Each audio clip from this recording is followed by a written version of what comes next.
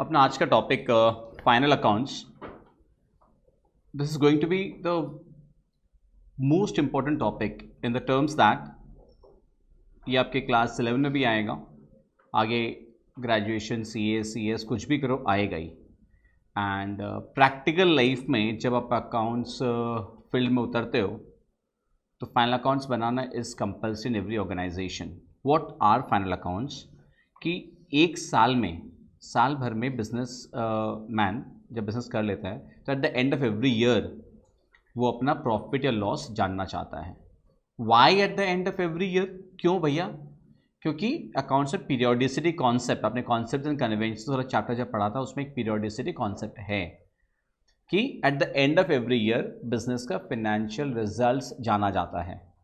जैसे आप अपने क्लास नर्सरी में आप स्कूल में एडमिशन लिए या क्लास 1 में स्कूल में एडमिट हुए, क्लास 12 तक उसी स्कूल में हैं, तो क्या स्कूल वाला क्या सीधा 12 साल बाद में क्लास 12 में का एग्ज़ाम लेता है या सीधा क्लास 10 में का एग्ज़ाम लेता है? नहीं ना, वो हर साल एग्ज़ाम लेता है. फाइनल एग्जामिनेशंस, एनुअल एग्जामिनेशंस लेता है, हाँ या ना? वाई?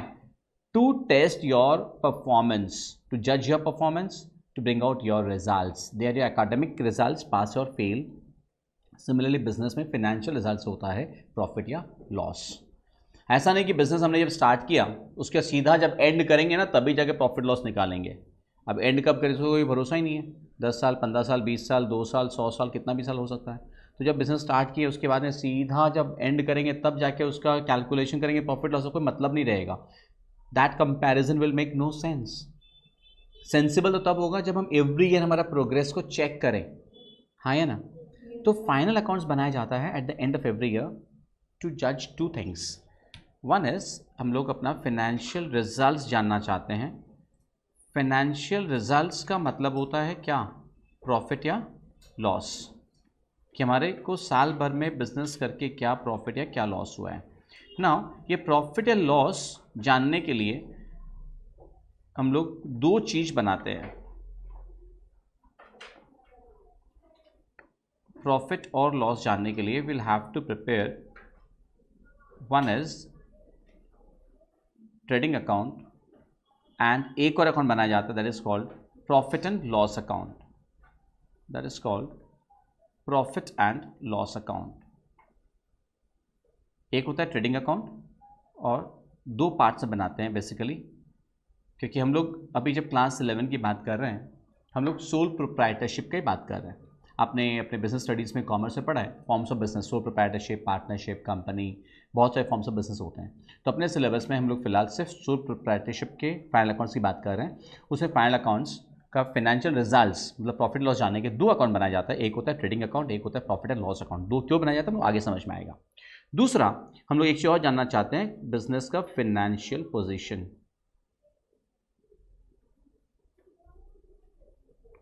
फाइनेंशियल पोजीशन जानने के लिए बनाया जाता है बैलेंस शीट. बैलेंस शीट से हम लोग को क्या पता चलता है? बैलेंस शीट से पता चलता है position of assets and liabilities,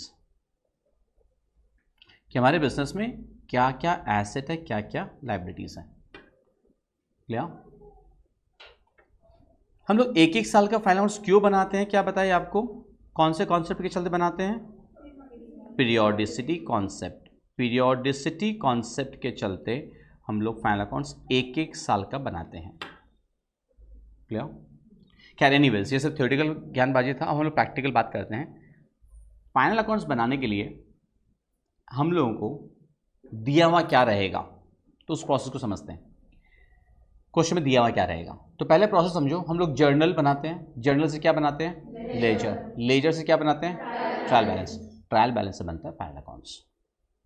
तो आपको ट्रायल बैलेंस फाइनल अकाउंट्स बनाने के लिए क्वेश्चन पेपर में दिया हुआ क्या रहेगा? ट्रायल बैलेंस दिया हुआ रहेगा. ट्रायल बैलेंस के बाद नीचे कुछ एडिशनल इंफॉर्मेशन, एडजस्टमेंट्स दिए हुए रहते हैं.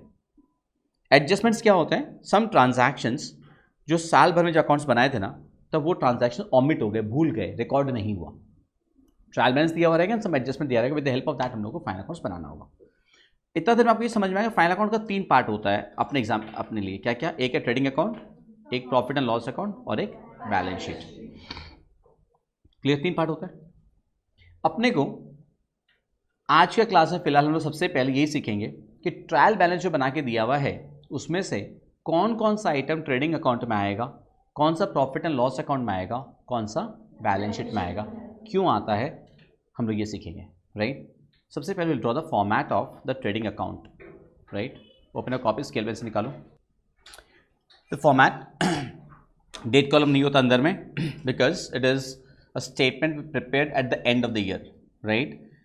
ये सब क्या है, financial statements of company, trading account, profit and loss account, balance sheet, हम लोग जो बनाए ना, दिस आर नथिंग बट हम लोग ये financial results and financial position निकालने के लिए बनाते हैं।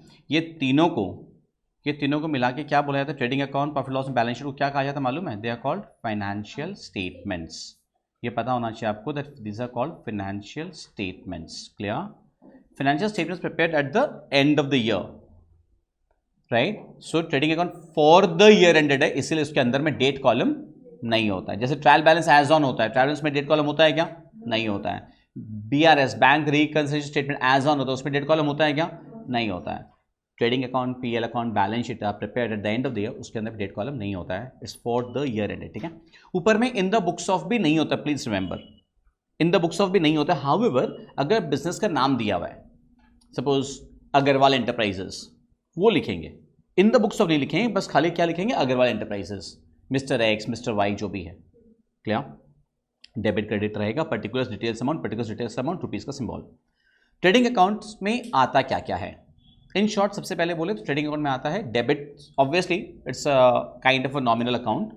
सो डेबिट में आएगा ऑल एक्सपेंसेस, क्रेडिट में आएगा इनकम्स, बट डेबिट में आएगा जितना भी डायरेक्ट एक्सपेंसेस है, बिजनेस करने से रिलेटेड जो खर्चा लगता है, उसको हम लोग दो पार्ट में डिवाइड कर सकते हैं, one is direct expense, other one is indirect expense. तो जितना भी डायरेक्ट एक्सपेंसेस है वो डेबिट में आएगा, जितना डायरेक्ट एक्सपेंसेस, और जितना भी डायरेक्ट इनकम्स है वो क्रेडिट साइड में आएगा।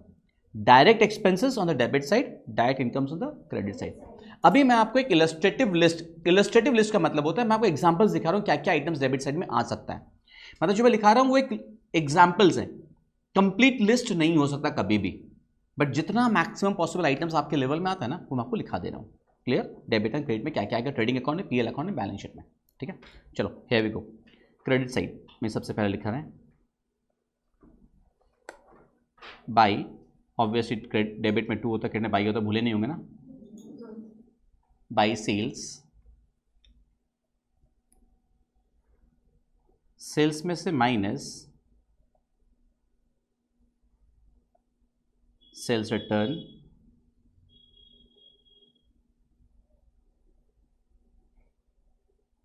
By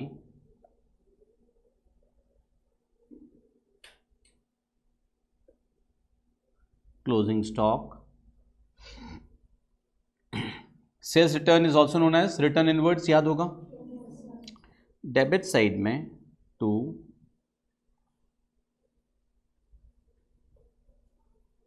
opening stock 2, purchases minus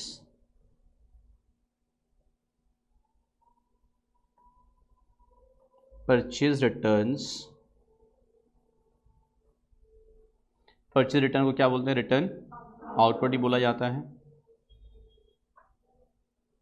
2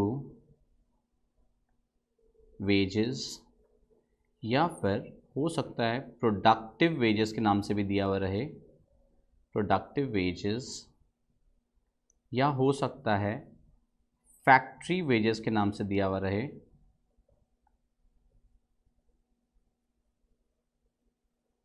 2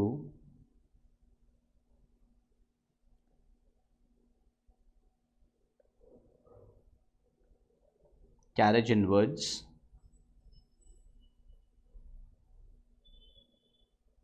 2 freight.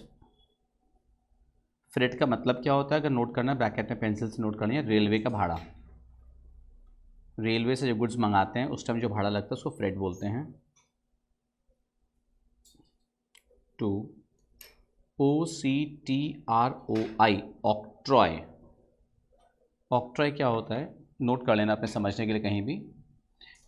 क्या होता है ना, पहले सुन लो। एक स्टेट से दूसरा स्टेट में जब गुड्स आता है, स्टेट मतलब राज्य, अगर गुड्स मंगा रहे हो बाहर से, सपोज पटना से बंगाल के अंदर गुड्स घुस रहा है, सॉरी बिहार से, तो एक स्टेट से दूसरा स्टेट में जब गुड्स जाता है ना, तो स्टेट बॉर्डर के ऊपर में एक टैक्स लगता है, that tax is called octroi. अब वो लगना बंद हो गया अभी कुछ दिन पहले से, जैसे जीएसटी आया अभी कुछ महीनों पहले से लगना बंद हो गया, बट स्टिल एक क्वेश्चन में आ सकता है octroi.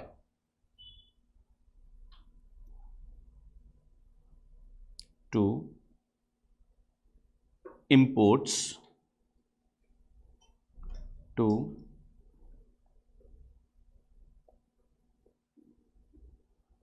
import duty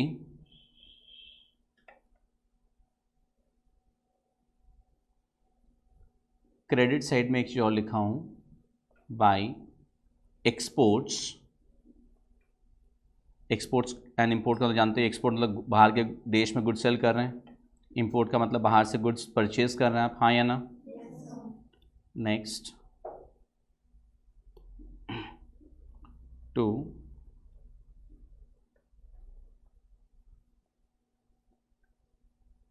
factory rent to factory managers salary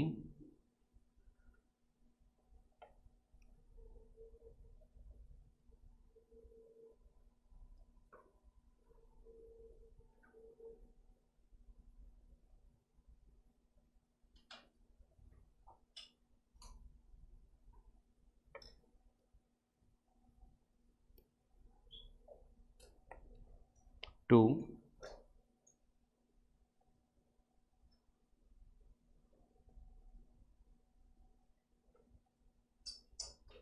factory lighting to power and fuel to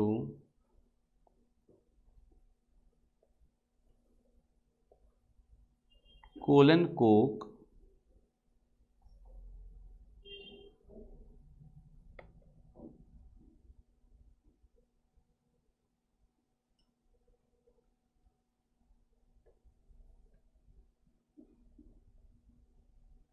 next.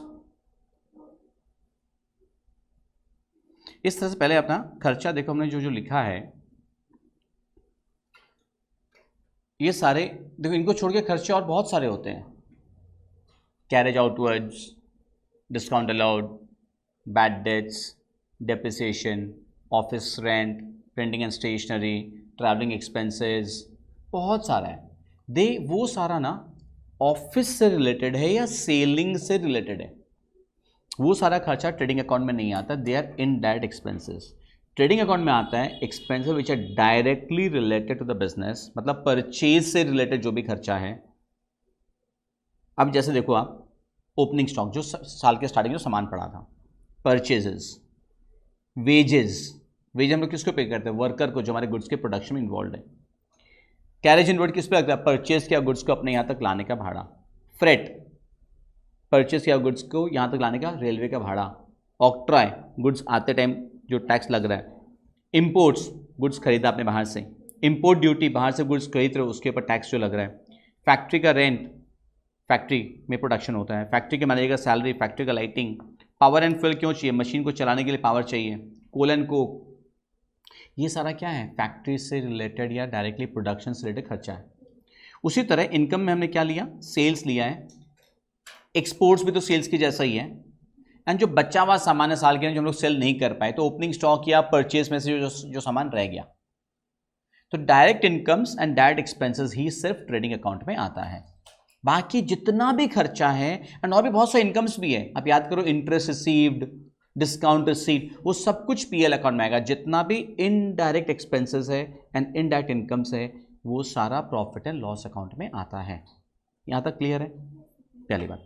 दूसरी बात, अब देखिए, क्रेडिट साइड का टोटल करेंगे माइनस डेबिट से का टोटल करेंगे, जो बचता है ना, क्रेडिट का टोटल माइनस डेबिट। हम लोग बैलेंसिंग कैसे वैसे करते हैं, बैलेंस सीडीबीडी वैसे करते हैं, यहाँ पे बैलेंस नहीं रहेगा, क्रेडिट का टोटल माइनस डेबिट का टोटल जो बचेगा, that is called gross profit. That is called gross profit. Trading account से हम लोग क्या निकलता है बताओ, वापस बोलो, ग्रॉस प्रॉफिट। कैसे निकलेगा? क्रेडिट का टोटल माइनस डेबिट का टोटल, यूजुअली क्रेडिट का टोटल ही ज्यादा रहेगा। एंड जो ग्रॉस प्रॉफिट निकलेगा ट्रेडिंग अकाउंट से वो ट्रांसफर हो जाता है प्रॉफिट एंड लॉस अकाउंट में। ट्रेडिंग अकाउंट से जो ग्रॉस प्रॉफिट निकले वो कहाँ ट्रांसफर हो जाएगा? प्रॉफिट एंड लॉस अकाउंट में। ठीक है, अभी आपको क्या करना मालूम है, अपने ट्रेडिंग अकाउंट में ना 3-4 लाइन का स्पेस छोड़ देना, बिकॉज हो कुछ और आइटम बाद में आपको और ऐड कराऊंगा मैं, अभी जानबूझ के नहीं कर रहा हूँ, बाद में ऐड कराऊंगा। 3-4 का स्पेस छोड़ दो। एंड जैसे बैलेंसिंग करते हो ना आप, तो क्या करते हो? टोटलिंग करते हो।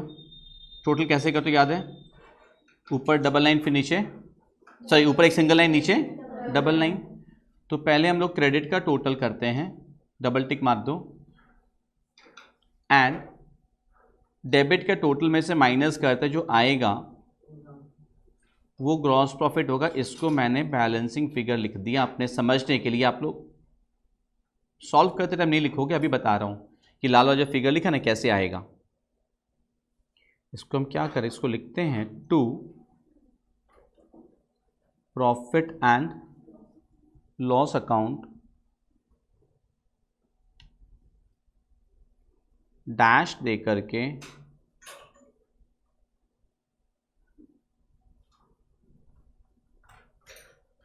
Gross profit transferred, to profit and loss account dash दे करके ग्रॉस प्रॉफिट ट्रांसफर्ड। अब हम लोग का सेम फॉर्मेट वापस ड्रॉ होगा प्रॉफिट एंड लॉस अकाउंट का। ठीक है, वो फॉर्मेट थोड़ा बड़ा होगा। So start drawing the format again. Heading would be profit loss account for the year ended, but same particular details amount, particular details amount. Draw the format, be quick. I was done everyone. Now listen, हम लोगों का trading account से gross profit निकला था, उसको हमने क्या लिखा था वहां पे? To profit and loss account dash देके, वो माइनस नहीं डैश देके ग्रॉस प्रॉफिट ट्रांसफर लिखा था हमने डैश देके लिखा था। ये जो क्या था? डैश था, राइट? डैश देके ग्रॉस प्रॉफिट ट्रांसफर, तो वो ग्रॉस प्रॉफिट हमारा यहाँ पे प्रॉफिट एंड लॉस अकाउंट में आ जाएगा। I hope you understand. By trading account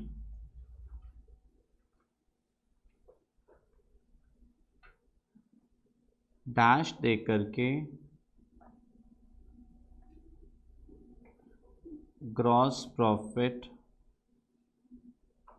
transferred by. अब क्रेडिट साइड में जितना भी इनडायरेक्ट इनकम है वो आ जाता है, जो भी इनकम सोच सकते हो आप। Discount received,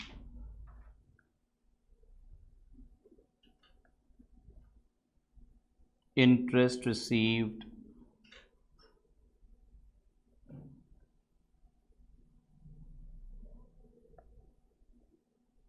commission received,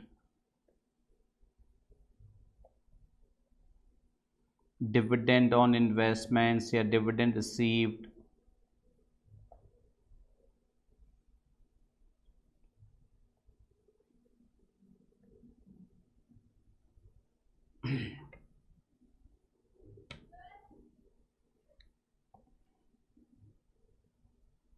by rebate received,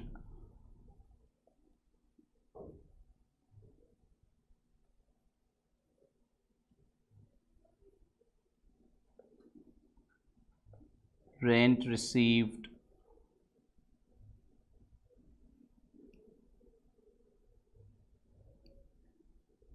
by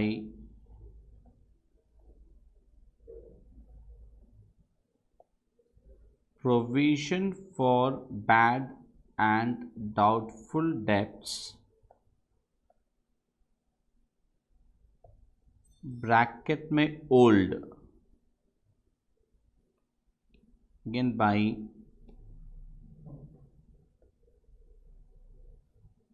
provision for discount on debtors bracket में ओल्ड। इनके बारे में बाद में बताऊंगा मैं क्या होता है, ठीक है? ये एक्सप्लेन नहीं करूंगा मैं, क्या यहाँ क्यों आ रहा है, इनके बारे में एक्सप्लेनेशन बाद में दूंगा मैं। Next, coming to the debit side, to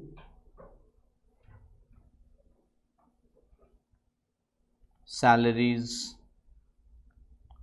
to rent.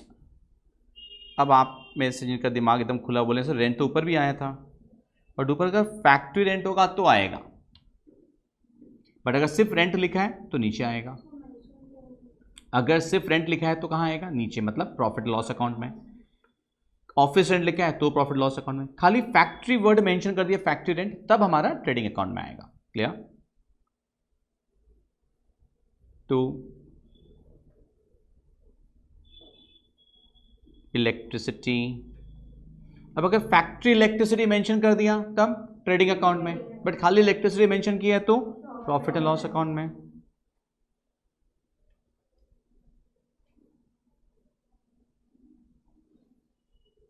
Carriage outwards,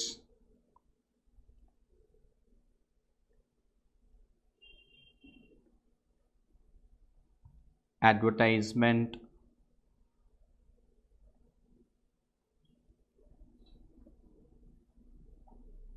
salesman salary,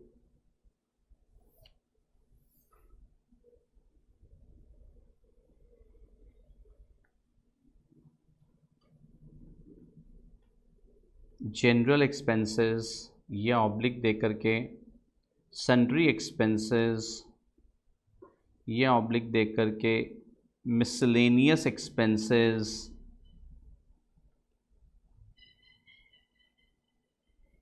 यहाँ तक हो गया सबका? यहाँ तक सबको कॉपी कर लिया? श्योर हो? मैं स्क्रीन को ऊपर कर रहा हूँ, स्क्रीन को ऊपर कर दे रहा हूँ, राइट?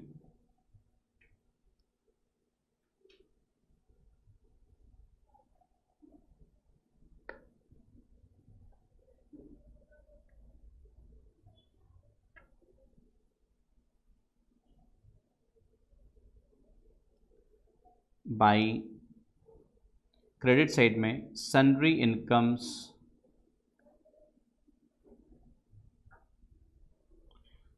डेबिट साइड में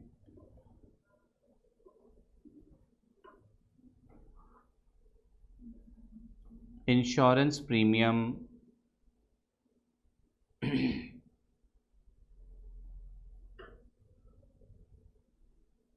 बैड डेब्ट्स,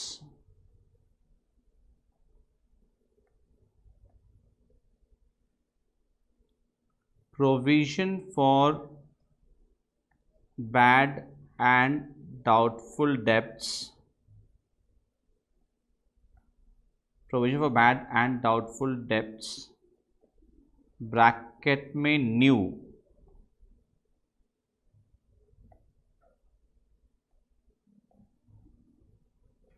provision for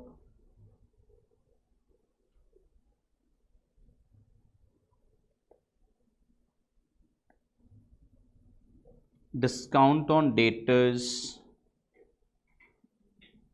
इसमें भी ब्रैकेट में न्यू। ये प्रोविजन वाली चीज़ें क्या है हम लोग थोड़ा देर बाद में एक्सप्लेन करेंगे, ठीक है? Next, provision for discount on creditors, bracket में यहां पे ओल्ड। क्रेडिट साइड में provision for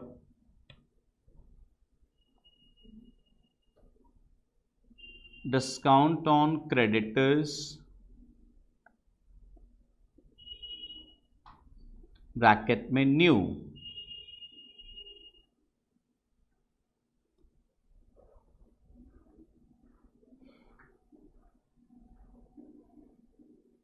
telephone expenses,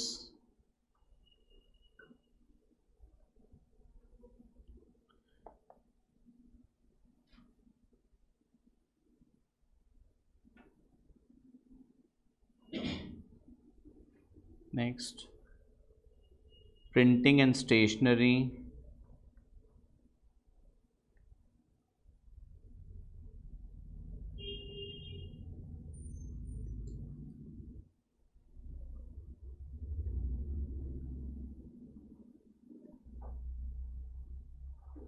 postage and telegram,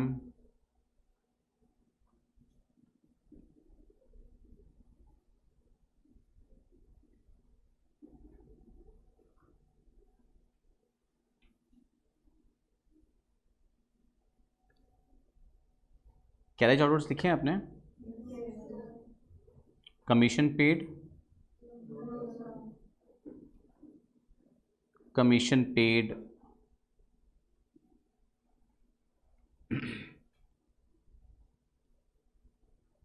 interest paid, discount allowed लिखे हैं?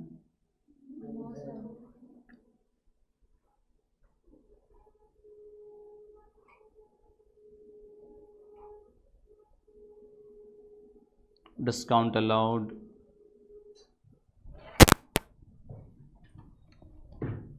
एक्सपोर्ट ड्यूटी,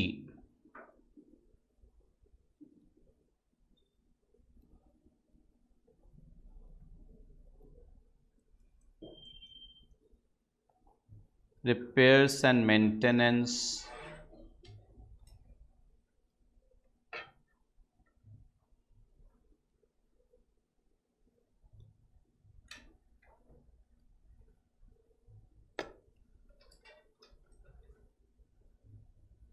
हमने क्या कहा था, जितना भी बचा खुचा जो भी एक्सपेंसेस और इनकम्स है ना, जो ट्रेडिंग अकाउंट में नहीं आया, वो सारा किस में आ जाएगा? प्रॉफिट एंड लॉस अकाउंट में आ जाएगा। डेप्रिसिएशन लिखे हैं आपने? डेप्रिसिएशन, डेप्रिसिएशन क्या होता है? टैंजिबल एसेट्स का जो वैल्यू कम होता है, मशीनरी, फर्नीचर, ये सब का। वैसे ही हमारे इंटेंजिबल एसेट्स भी होते हैं, पेटेंट्स, ट्रेडमार्क्स। इंटेंजिबल एसेट्स का भी वैल्यू कम होता है, उसको बोला जाता है अमोर्टाइजेशन। डेप्रिसिएशन किसका होता है? टैंजिबल एसेट्स का। Amortisation, AMORTISATION, amortisation. Amortisation nothing but intangible assets का जो वैल्यू कम होता है उसको अमोर्टाइजेशन बोलते हैं। नोट कर लेना ब्रैकेट में, याद नहीं रहेगा फिर क्या होता है।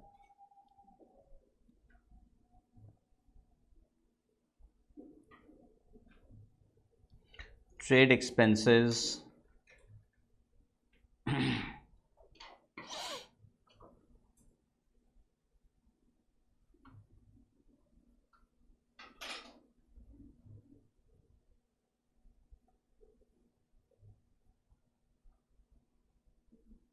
Corporation tax,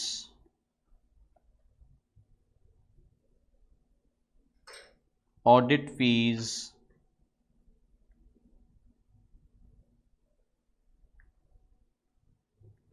conveyance,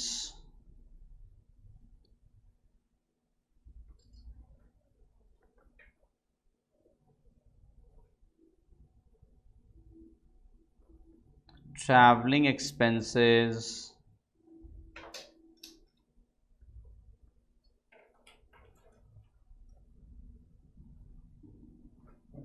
refreshment expenses, ये जितना भी खर्चा है ये सब कुछ अभी हमने क्या बोला, we are just giving an illustrative list. हम लोग पूरा कंप्लीट लिस्ट आपको नहीं दे रहे, पॉसिबल नहीं है, ठीक है। और इतना सारा आइटम्स आएगा नहीं कभी कोई एक सम्स में, ये मत सोच लेना कि सर इतना बड़ा होता है सर। अरे भाई इतना बड़ा नहीं होता है, इसमें से 1/4 आइटम्स ही आएगा। बट हम वेरियस सम्स में कैसा कैसा का आइटम आ सकता है वो सबका एग्जाम्पल दे रहा है आपको। इनको छोड़ के भी और बहुत आइटम हो सकते हैं, बट कोई भी सम्स में इतना सारा आइटम इतना बड़ा होगा सर, इतना बड़ा नहीं होगा, इतना मत घबराओ, ठीक है ना। अब एक काम करना, वापस डेबिट साइड में 3-4 का स्पेस छोड़ दो एंड अगेन सेम क्रेडिट का टोटल माइनस डेबिट का टोटल करेंगे तो प्रॉफिट आ जाएगा, उसको बोलते हैं नेट प्रॉफिट। हेलो, क्रेडिट का टोटल माइनस डेबिट टोटल करेंगे तो यहां से क्या आएगा? Net profit. ट्रेडिंग अकाउंट से क्या निकलता है? Gross profit. यहां से क्या निकलेगा हमारा? नेट प्रॉफिट, ठीक है।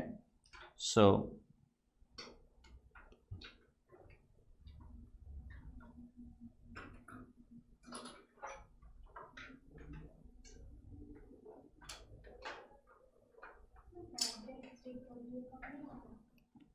करेक्ट आएगा। क्रेडिट साइड में एक आइटम और नोट कर लीजिए, क्रेडिट साइड में बाय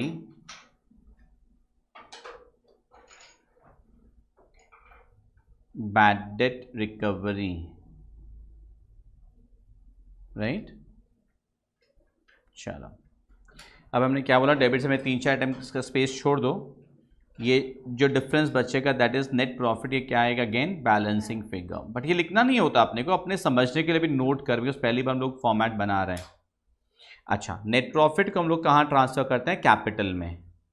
आपने अकाउंटिंग इक्वेशन किया है ना, अकाउंटिंग इक्वेशन में जो भी इनकम होता है, जो भी प्रॉफिट है, उनको क्या करते हैं? कैपिटल में ऐड कर देते हैं। बिकॉज प्रॉफिट अल्टीमेटली किसको बिलोंग करता है? प्रोप्राइटर को। प्रोप्राइटर का कौन सा अकाउंट होता है? कैपिटल अकाउंट होता है। टू कैपिटल अकाउंट डैश दे करके net profit transferred to capital account, net profit transferred. Clear? Next, done. अब हम लोग बनाएंगे balance sheet.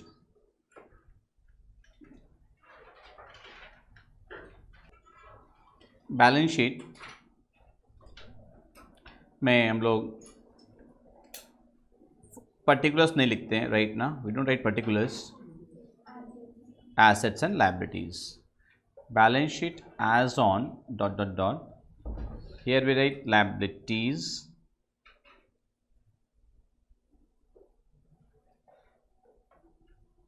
details, amount, assets, details, amount.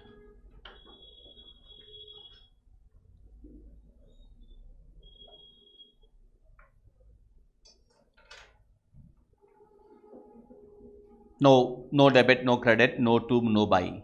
Balance sheet is not an account. To by नहीं होता है। Trial balance में टू बाई होता है? ट्रायल बैलेंस में टू या बाई लिखते हैं क्या? यहाँ से हाँ बोल रहे हैं, हाँ से लिखते हैं। ये पता नहीं कौन सी दुनिया में रहते हैं, ऑब्वियसली नहीं लिखते हैं। ट्रायल बैलेंस में टू बाई नहीं होता है, राइट? बैलेंस शीट में टू बाई नहीं होता है। We are not writing the word account, right? ऐसे नहीं, जोर से मारो, जोर से मारो, तब दिमाग खुलेगा, नहीं तो बोलो तो मैं मार देता हूँ।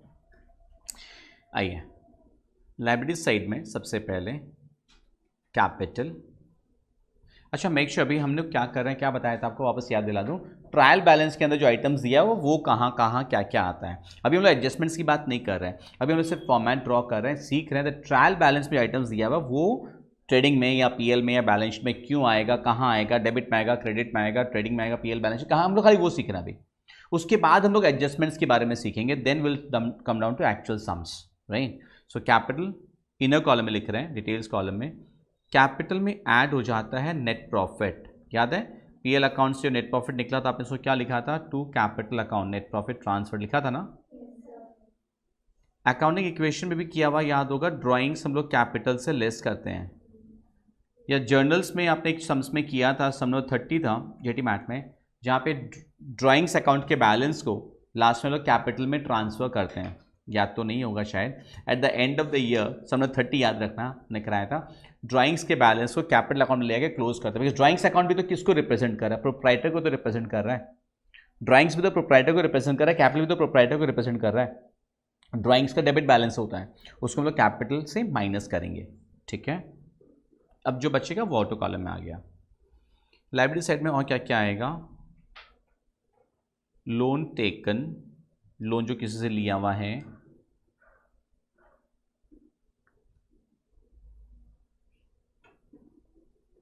Mortgage loan,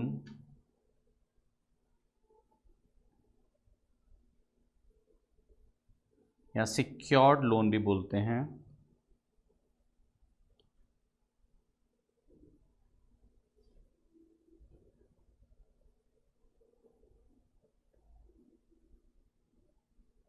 sundry creditors,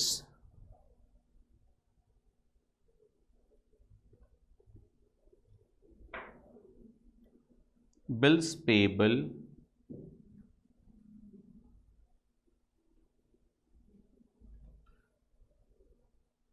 bank overdraft,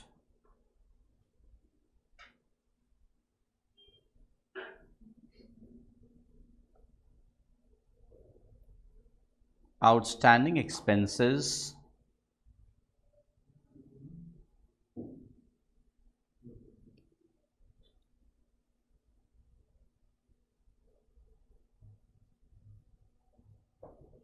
इन टांगों को नीचे खींचना होगा थोड़ा, टांगे के बीच में जॉइंट आ जा रहा है। नेक्स्ट, प्री रिसीव्ड इनकम्स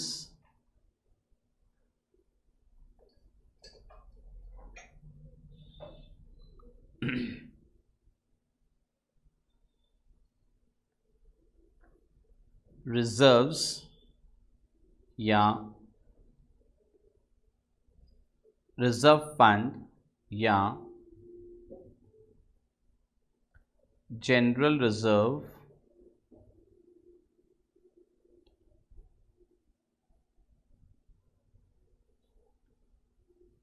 हो गया सबका लिखना, यहाँ तक कंप्लीट है। Now let us come on to the asset side.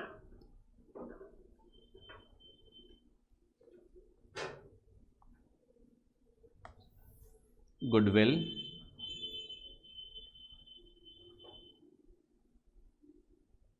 patents,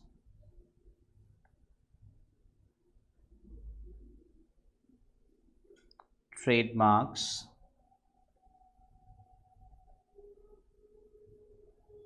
copyright,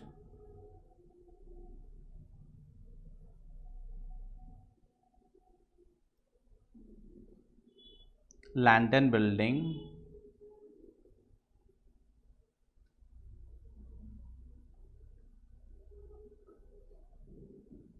plant and machinery,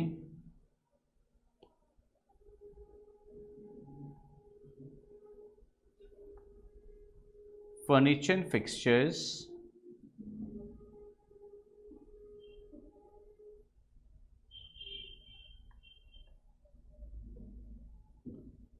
motor vehicles,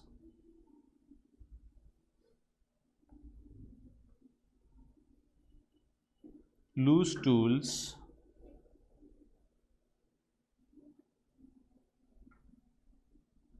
investments,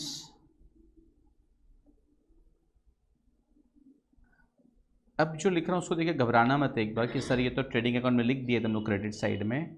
closing stock, इसके बारे में बाद में बताएंगे कि वहाँ भी आया यहाँ भी आया है। Closing stock,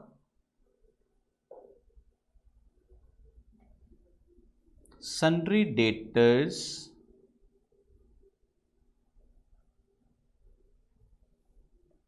bills receivable,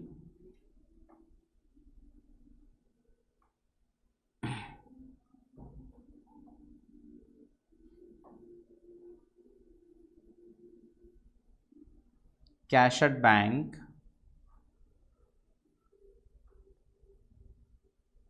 cash in hand,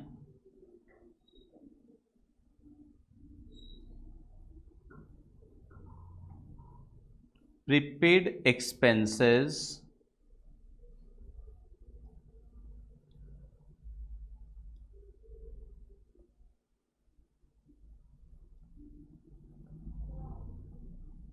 accrued incomes,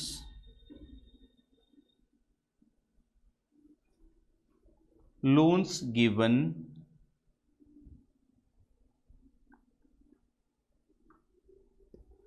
जहाँ पे आपने इन्वेस्टमेंट्स लिखा था ना वहीं पे ऑब्लिक देके साथ में आप लिख लेना फिक्स डिपॉजिट,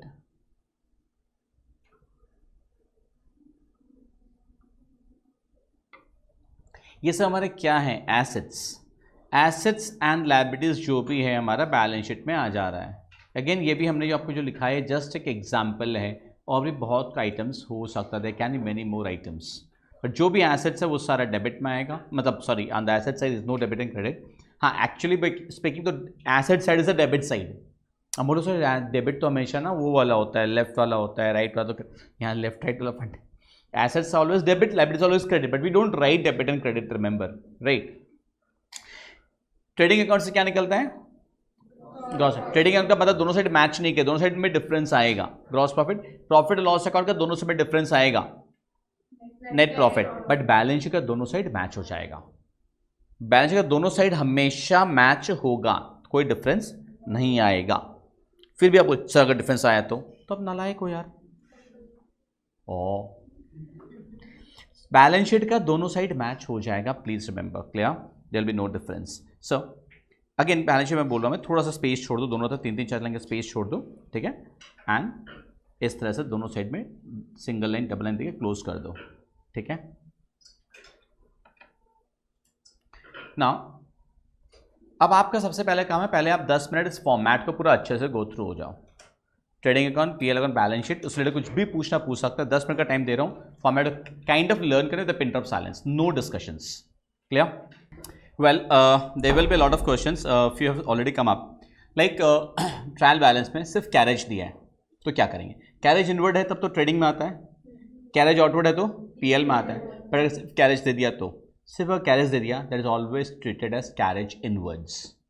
लिख लीजिए ये सब अपने समझने के लिए नोट्स लिख लिए, बिकॉज एक बात और बता दूं, ये जो कॉपी आप बना रहे हो ना, इसको एब्सोल्युटली नीटली मेंटेन करना, एडजस्टमेंट्स के लिए डिफरेंट कलर पेन यूज करना, मतलब जितना सुंदर तरीके से मेंटेन कर सको कलरफुल बना के, बिकॉज ये जो कॉपी है ना ये बहुत काम आएगी। इसको होली दिवाली की सफाई में ना कबाड़ी वाले को मत दे देना कि सामने दिवाली आ रही है और बाद में होली आ रही है, ये 11 दोगे अब तो काम आएगा, दे मत देना। ये कॉपी ट्रस्ट में बहुत काम आएगा आगे जाकर के भी। So please maintain the copy as neatly as possible, because जितना सुंदर रहता है ना सो उतना ही देखने का मन करता है। सर मैं कुछ और नहीं कॉपी की बात कर रहा, गलत मत समझिएगा प्लीज आप लोग गलत भावना में ज़्यादा चले जाते हो।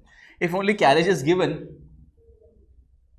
If only carriage is given, it is to be treated as carriage inwards, तो ऑब्वियसली फिर पीएल में आएगा, नेक्स्ट सॉरी ट्रेडिंग में आएगा। इसके बाद अब आप देखिए एक चीज, प्रॉफिट एंड लॉस अकाउंट के क्रेडिट साइड में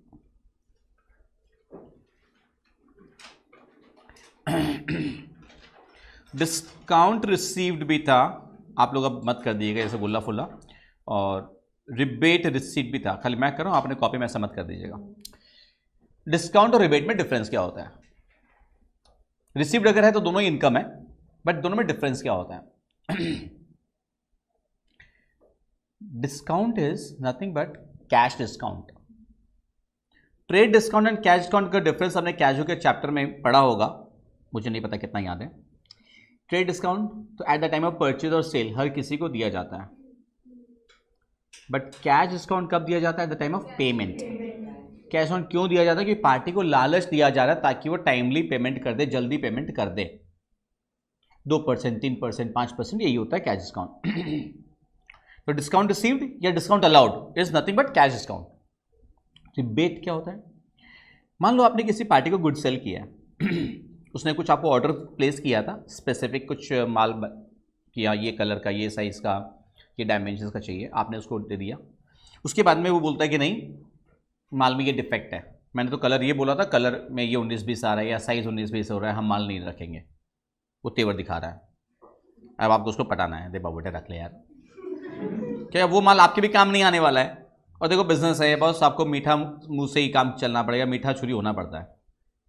50,000 का माल था, अब रिटर्न आ जाएगा पूरा नुकसान आपके। अब बोला अच्छा भाई ठीक है, तू 10,000 रुपये कम देना यार, थोड़ा लॉस तू बियर कर, थोड़ा मैं बियर करता हूँ, तो आप उसको 10,000 रुपये छूट दे रहे हो। अभी पेमेंट नहीं कर रहा है वो, बट बोला कोई बात नहीं, बिल में से हम इतना माइनस कर दे, तू खाली इतना ही पे करना। तो ये जो 10,000 रुपया अगर मान लो आप किसी को अलाउ कर रहे हो तो रिबेट अलाउड हो गया, वो तो पीएल के डेबिट में आ जाएगा। एंड कोई आपको अलाउ कर रहा है तो आपके लिए रिबेट रिसीव्ड हो गया। डिस्काउंट के जैसे ही हो गया वो, बट दोनों में डिफरेंस है। क्या डिफरेंस मिला? डिस्काउंट होता है पेमेंट लेते टाइम देते टाइम, और रिबेट कब होता है? जब कोई पार्टी बिल में से कुछ पैसा छोड़ दे रहा है। अगर हमको छोड़ रहा है तो हमारे रिबेट रिसीव्ड है, और हम किसी और को छोड़ रहे हैं तो रिबेट अलाउड है। क्लियर है? ये 2 डाउट्स आया था अभी तक। नेक्स्ट, बैंक चार्जेस पीएल के डेबिट में आएगा। पीएल के डेबिट में आप लोग डेबिट साइड में नोट करो, मैंने कहा था कुछ कुछ आइटम्स और आ सकते हैं। पीएल के डेबिट में 2 bank charges,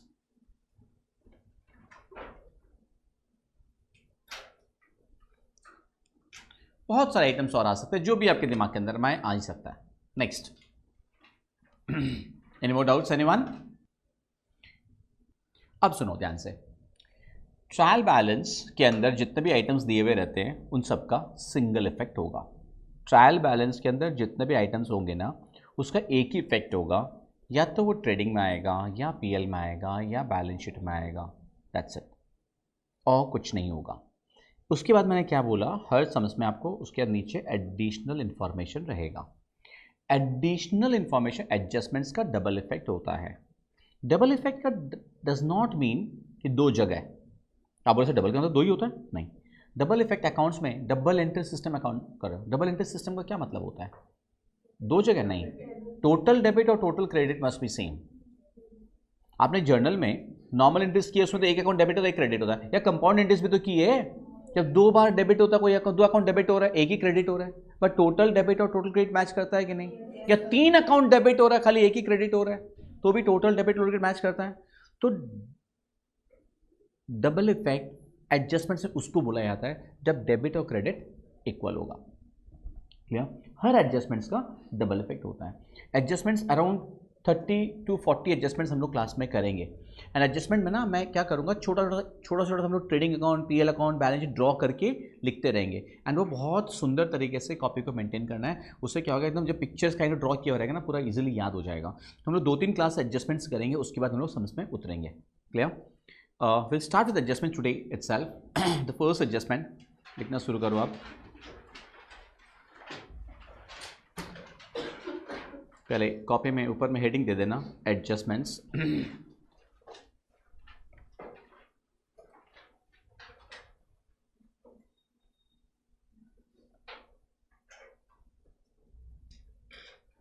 number 1, closing stock ₹40,000, bracket में लिख लीजिएगा मार्केट प्राइस ₹30,000।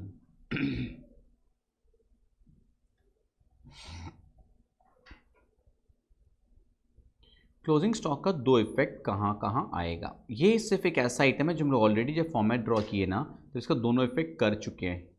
आपको याद है ट्रेडिंग अकाउंट में हम लोग किधर लिखे थे? क्रेडिट साइड में। अब देखो आप लोग इसको कैसे ड्रॉ करोगे प्लीज़ देख लेना। देखो हमने कैसे ड्रॉ किया है, ट्रेडिंग अकाउंट ड्रॉ किया है, क्रेडिट साइड बड़ा बनाया, डेबिट साइड छोटा सा, क्योंकि हमको तो डेबिट साइड में लिखना नहीं है। इसको देख लो कैसे बनाएंगे, एक बार पूरा देख लो उसके बाद कॉपी कर लेना ताकि कॉपी गंदा नहीं होगा आपका।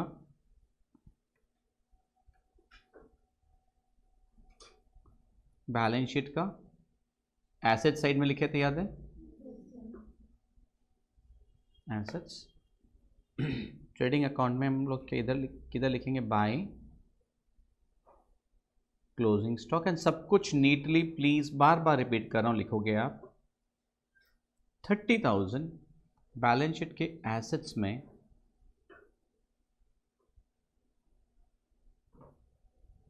Closing stock 30,000। ठीक है, अब इसे लिख लो। 40 दिया हुआ था, हमने 30 क्यों लिखा क्या नहीं बाद में बताते हैं। चलो पहले इतना सा ड्रॉ कर लो आप लोग, क्विक यहाँ तक ड्रॉ कर लीजिए। अब नीचे नोट लिखो, आप अपने समझने के लिए नोट लिखो।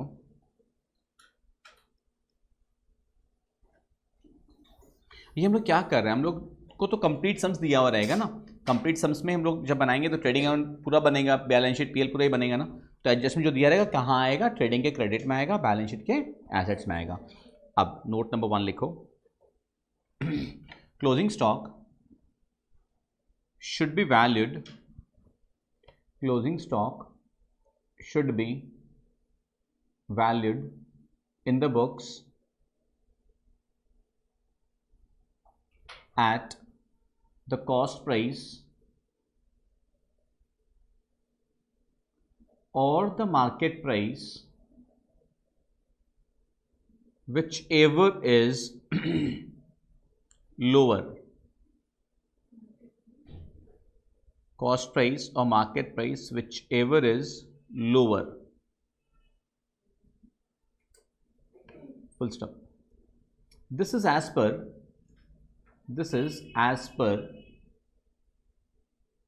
the principle of conservatism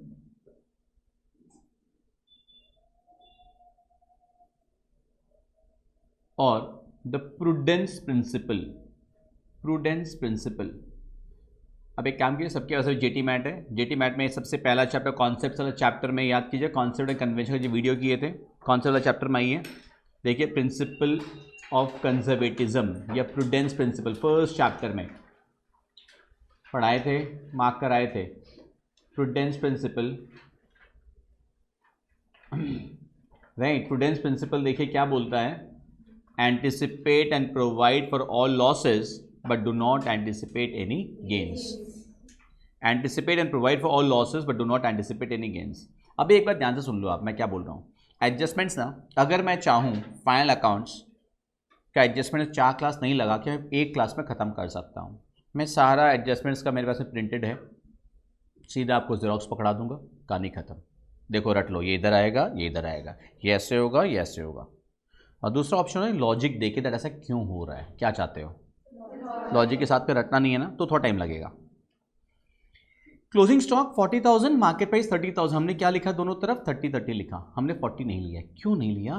because prudence principal बोलता है कि closing stock should be valued in the books at cost price और market price whichever is lower. क्यों बोलता है?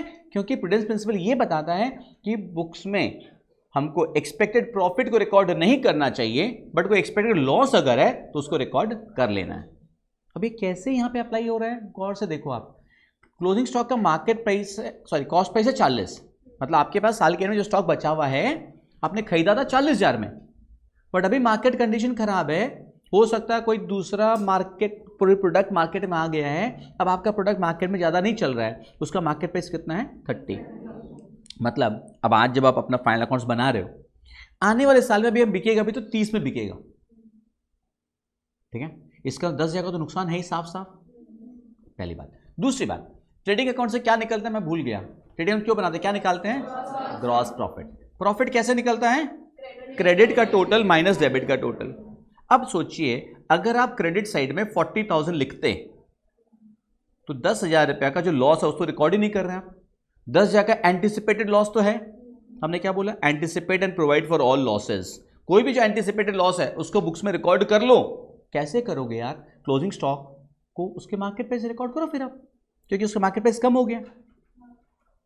अब जो मैं कर रहा हूं आप नोट मत करना, सपोज मार्केट प्राइस 30,000 नहीं, मार्केट प्राइस मान लो 60,000 होता, तब इस प्रिंसिपल के मुताबिक हम क्लोजिंग स्टॉक दोनों जगह कितना रिकॉर्ड करते, 40 रिकॉर्ड करते, 60 रिकॉर्ड नहीं करते। Closing stock should be valued in the books at cost price और market price whichever is lower. अब 40 और 60 हम लोग कौन सा रिकॉर्ड करेंगे, क्यों? अब क्या प्रॉब्लम है, अगर हम 60 रिकॉर्ड करेंगे तो हम एक्सपेक्टेड जो प्रॉफिट है 20,000 उसको बुक्स में रिकॉर्ड कर ले रहे हैं। एंड वो प्रिंसिपल क्या बोलता है, anticipate and provide for all losses but do not anticipate any gains. Expected gains को रिकॉर्ड मत करो। तो अगर आप 40 की जगह 60 में रिकॉर्ड कर रहे हो तो मतलब 20,000 में जो एक्सपेक्टेड है कि शायद ज्यादा दाम में बिकेगा, वो एक्सपेक्टेड प्रॉफिट है। अगर आप बाई क्लोजिंग स्टॉक 30 की जगह आप 60 करते हैं, सॉरी 40 की जगह आप 60 लिखते हैं, तो क्या होगा, एक्सपेक्टेड प्रॉफिट को रिकॉर्ड कर रहे हो ना, तो प्रिंसिपल ऑफ कंजर्वेटिज्म वायलेट हो रहा है।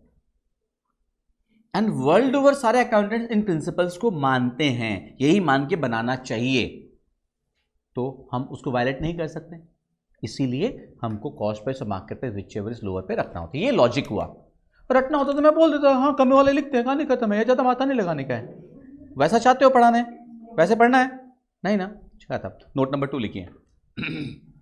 नोट नंबर 2 लिखने से पहले एक बात ध्यान से सुनो आप। हम लोग कभी कभी ना ट्रायल बैलेंस वाले चैप्टर में आपने जब किया था, आपने किया हुआ था क्लोजिंग स्टॉक, कभी कभी ट्रायल बैलेंस में भी आ सकता है। कब आ सकता है, दैट्स वंडरफुल, जब एडजस्टेड परचेज दिया हुआ होता है, तो जब एडजस्टेड परचेज तो क्लोजिंग स्टॉक ट्रायल बैलेंस में आ सकता है।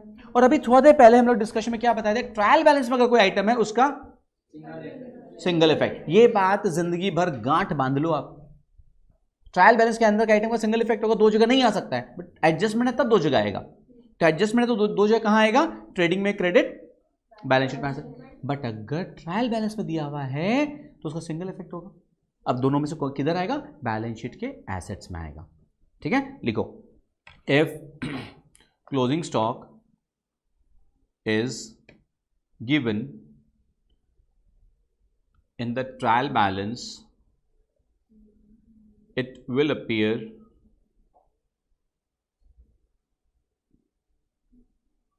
only on the asset side of the balance sheet. If closing stock is given the trial balance, ये लिखे हो ना, it will appear only on the asset side of the balance sheet. Clear? अब ये सब जो नोट्स लिखा रहे क्या है, ये अपने समझने के लिख रहे हैं हम लोग को, ये मत कि हाँ सर सम्स के लास्ट में लिखना है क्या, ये सब ये अपने समझने के लिए है। क्लियर है ना? ये मत सोचना सर सम्स के एंड में भी लिखना पड़ेगा क्या, ये अपने समझने के लिए। क्या क्लोजिंग स्टॉक अगर ट्रायल बैलेंस में आएगा तो हम लोग कहाँ लिखेंगे, खाली इसको कहाँ लिखेंगे, जल्दी बताओ, बैलेंस शीट का एसेट्स में। क्लियर? आज की क्लास सिर्फ इतनी सी ले रहा हूँ, नेक्स्ट डे यहाँ तक आप पूरा पढ़ के आना है। नेक्स्ट डे हम लोग एडजस्टमेंट्स का बहुत लंबा लिस्ट और प्रिपेयर करेंगे।